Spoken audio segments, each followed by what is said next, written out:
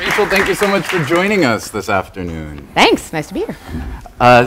So we're basically just going to pick up where the Supreme Court left off yesterday with oral arguments. Yeah. Yesterday was just a warm-up, basically, Okay. for this. Okay. We're gonna reprise the whole thing. Whole thing. No. So a decade and a half ago, a case was being made for same-sex marriage, and religious conservatives often opposed it with a slippery slope argument. And they'd say, folks, just you watch.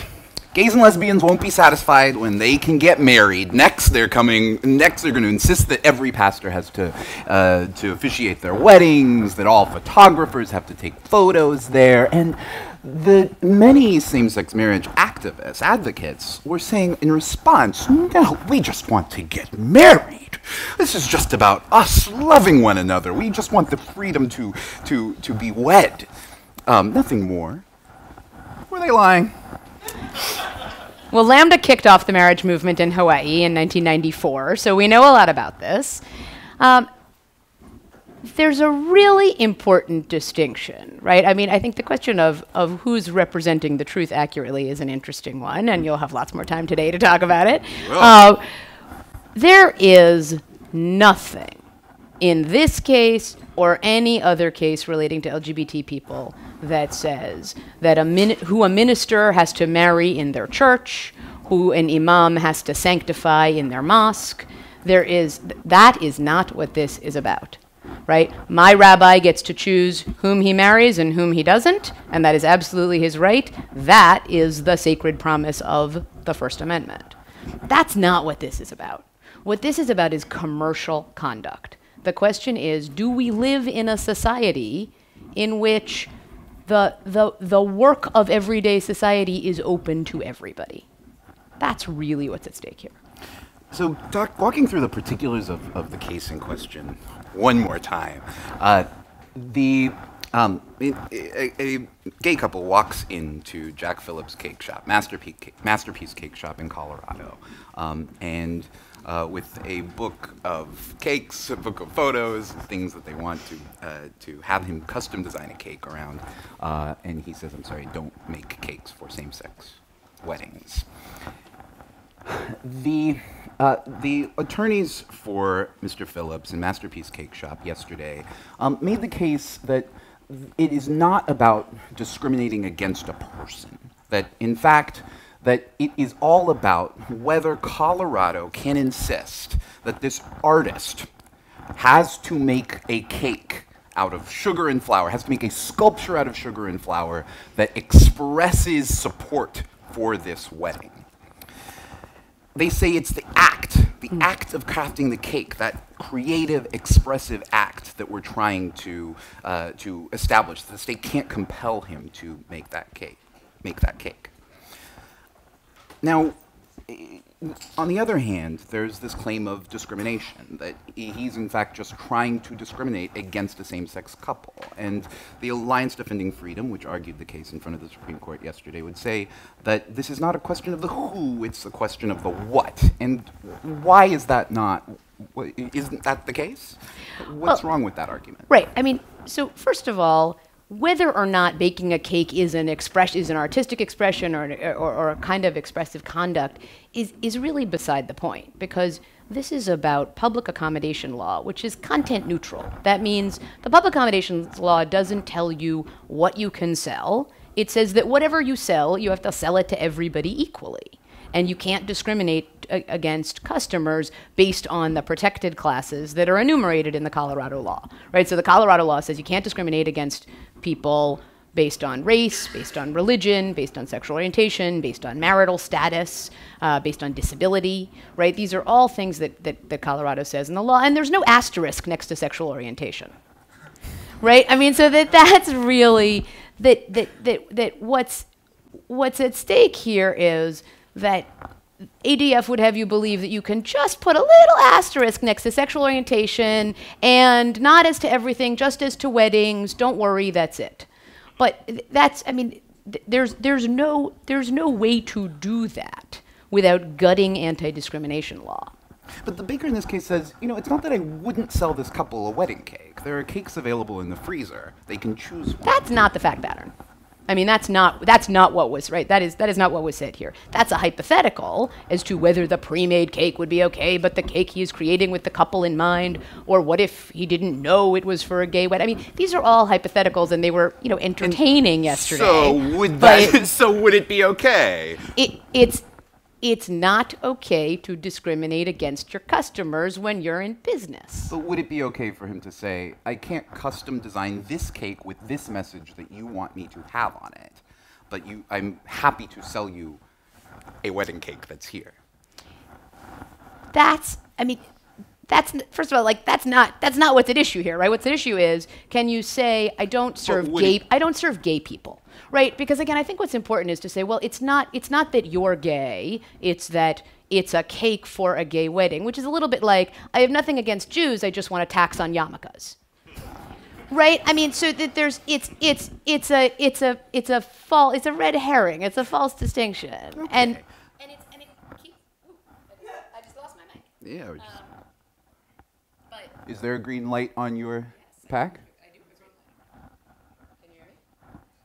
All right, we'll project. Okay.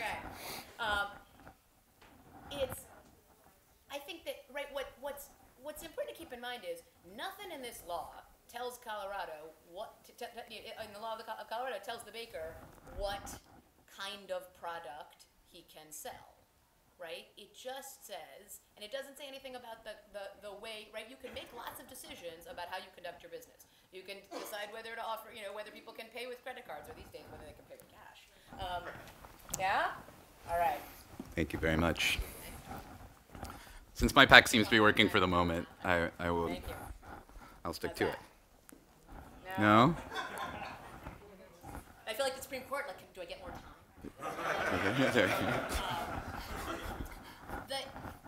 Right, there's nothing that says that you don't have discretion as a business person. You've got discretion over the products you sell and the conduct of your customers when they are in your store, right? You can say no shirt, no shoes, no service. Right. But you cannot say no shirt, no shoes, no lesbians. So, I'm Catholic. To indulge me in another hypothetical, I'm Catholic. Let's say I had any baking talent whatsoever, and that I also was against divorce religiously. Can someone walk into my shop and say, I would like that cake, and I would like it for my divorce party? Well, under Colorado's law, you can't discriminate based on marital status, so no. But it's hard to see how, if the baker gets an exemption for a gay couple, isn't he equally entitled to an exemption if he says, I'm sorry, until you show me proof of your annulment, I simply cannot provide you a cake? Okay. So another hypothetical, and along similar lines. There's a group called the Satanic Temple, which likes to troll evangelical Christians who are making claims of religious freedom. They volunteered, actually, to call up Masterpiece Cake Shop and order a satanic cake from this Christian baker, Jack Phillips. Do you believe that Jack Phillips should have to make such a cake? It depends. I mean, if they are a legitimate religion that is a protected class, the Colorado law would say yes. If they are not a protected class, right? There was a lot of talk yesterday about, do you have to sell things to the Ku Klux Klan? The Ku Klux Klan is not a protected class, at least not yet. And that's right. I mean, you can make lots of choices about the kinds of products you sell. Right? You don't have to sell cakes that are vulgar. You don't have to, right? But the law is very, very clear that expressive conduct of all kinds is not a get-out-of-jail-free card on laws of general applicability, right? Every bakery still has to be inspected by the health department. You still have to pay your taxes, right? And there's lots and lots of case law in which people have said, I have a religious objection to paying my taxes, or the answer is, if we want to live in a civil society. I mean, Justice Sotomayor said it kind of most clearly and beautifully yesterday. I'm going to quote from her because she said, look, public accommodations law doesn't force you to like people or to approve of them or to invite them into your home. But if you want to be part of our civic community, you can't refuse to sell to people because of their race, their religion, their national origin, and in this case, their sexual orientation.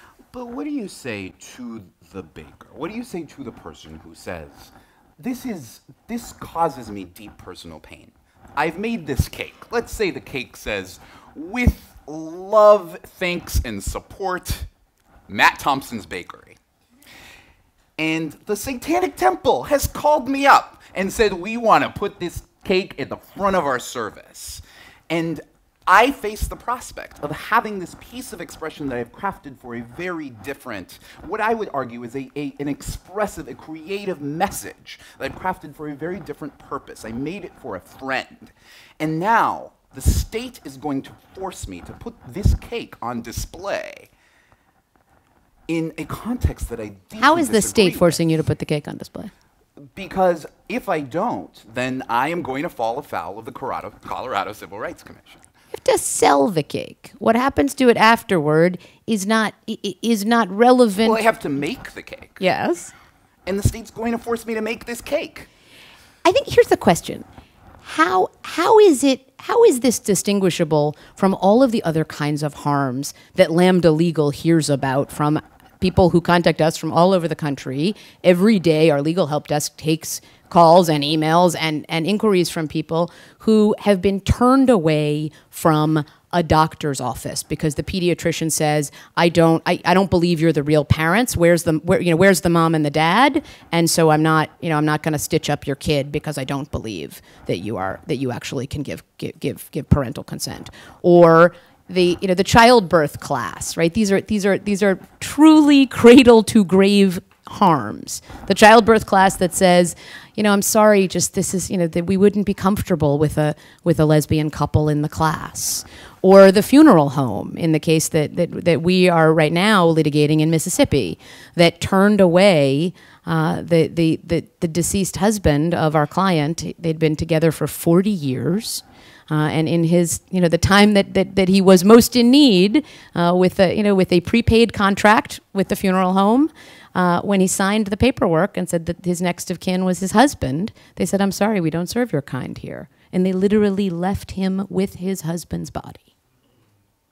So, I mean, that's what we're talking about, right? It's really not about cake. Yeah. Well, so talking about the ripple effects from this decision, whichever way it goes, it feels as though the political dynamics of this are somewhat tricky. So if the Supreme Court rules in accordance with the prior courts, the lower courts, and in line with every single lower court that has ever addressed this issue. Duly noted. Yes. If they do, Colorado is one of a minority of states that have an anti-discrimination act in place, an anti-discrimination law in place. And every other state that does not, the majority of states that lack such a law on the books, all of a sudden, every religious conservative is going to say, look what happened in Colorado. Why would we pass an anti-discrimination act here if we are going to face the same impasse, if our bakers are going to face the same dilemma in our state's stores? I'm delighted to hear that they were on the verge. I didn't. But doesn't that present a tricky dynamic for this outcome, whichever way it goes?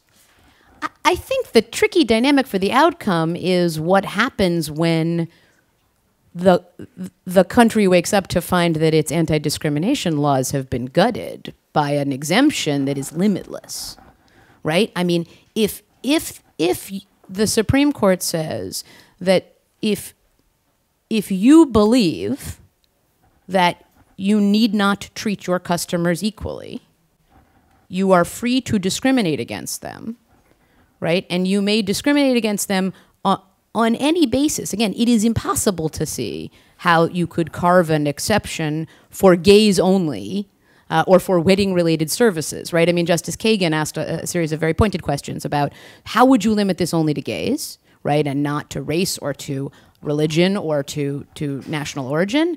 How would you limit it to weddings alone, right? What about bar mitzvahs or First Holy Communion or birthday parties, or right? I mean, the kinds of things that Lambda's help desk hears about are, they didn't want to do my kid's birthday party because they said that families like ours aren't welcome. I mean, this is what's happening to people every day.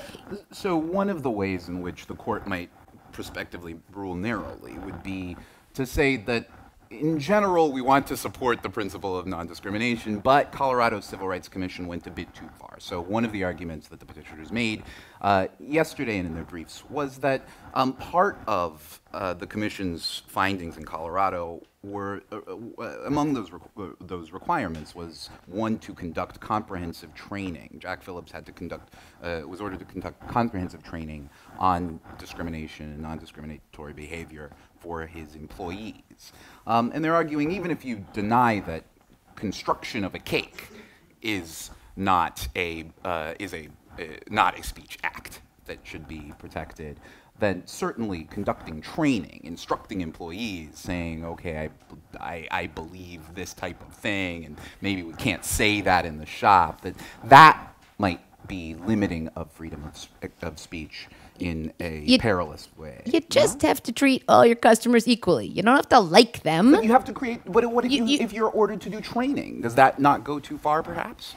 I mean, we are ordered to do training to make sure that the health inspector is satisfied that they do proper food handling, right? If it is a law of general applicability, it's a law of general applicability. I think the thing to keep in mind here is we pass anti-discrimination law because not everybody is comfortable treating people the same, right? If everyone were okay with recognizing my full humanity and yours, we wouldn't need these laws.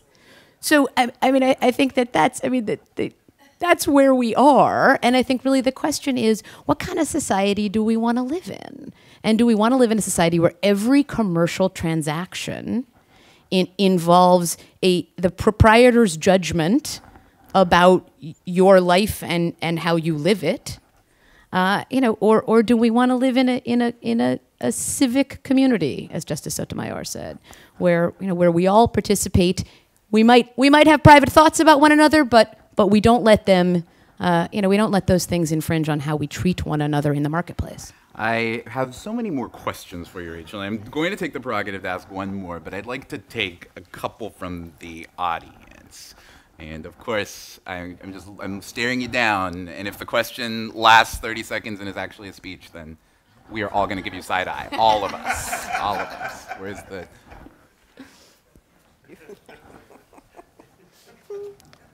A microphone's on its way. Yeah. This one I bet will work. I'll stand up. Okay. This will be less than 30 seconds, but rather than political, it's going to be a lawyerly question, probably because I'm a lawyer. So one fact, Rachel, I want to know is, did they ask for a message to be put on the cake? Did they want words on the cake or just flowers? No. In this case, they didn't. I mean, the exchange was very brief, and there was no discussion of the substance of what they were ordering. What makes it entirely different from your example about with love from Matt that you made for your cousin, because that is attributing a certain point of view to you, and everybody will know who the speaker is, and that's why this is not a First Amendment issue at all. Well, we'll talk a lot more about this in a moment. One more question over here. I usually sit it down and then I kick it. I'm a professor at the University of Colorado Law School. So it's interesting because you asked a question to begin with as to whether there's a difference between a pre-made cake and a cake custom-made for the couple. And in the court this came up, and she said, well, a custom-made cake gets special protections. But to me it seems bizarre because the custom-made cake is the couple's speech. Right, it's not the baker's speech. Remember the speech. Remember my speech proviso. What's your question? And so I guess the question is: do you actually see the custom-made cake as being less protected or more protected, given that the custom-made cake would actually be the baker's speech more than the pre-made cake would be the baker's speech more than the custom-made cake? I think it's a distinction without a difference, right? I mean, I think that the case law is so clear that all kinds of things that are far more expressive, right? I mean, a terrific case that you know from 1984, in which the expressive work that a law firm conducts and their desire to only have men as partners in the law firm is not protection from the sex discrimination requirements of Title VII, right? You can't use expressive conduct, even if this is expressive conduct, as a shield from neutral laws of general applicability.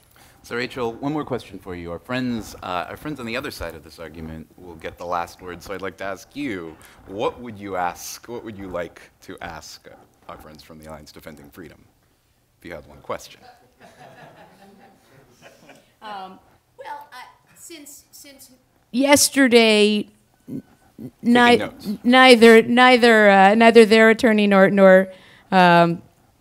nobody answered the question conclusively, or at all, really, as to what the difference is between this cake and this Freudian slip, this case, and for example, the Piggy Park case, right? This is the barbecue joint in which the proprietor was very clear that his religious belief was against race mixing, and that was why he would not integrate his restaurant.